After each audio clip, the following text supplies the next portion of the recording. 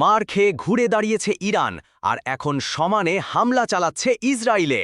নতুন নতুন অস্ত্র আর কৌশলে ইরান ভেঙে দিয়েছে ইসরায়েলের শক্তিশালী প্রতিরক্ষা ব্যবস্থা।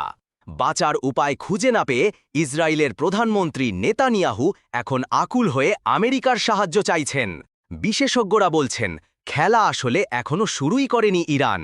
তাদের সর্বাধুনিক ক্ষেপণাস্ত্র এখনও যুদ্ধক্ষেত্রে নামেনি, আর নামলেই বদলে যাবে সব হিসাব। ইরানের হামলা দিনের আলো আর রাতের আধার দুই সময়ই সমানতালে চলেছে।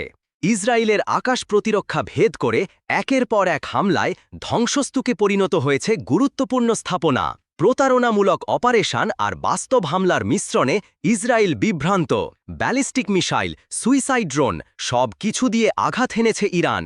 আর থার্ড আয়রন ডোম, ডেভিড স্লিং কোনো প্রতিরক্ষা কার্যকর হয়নি।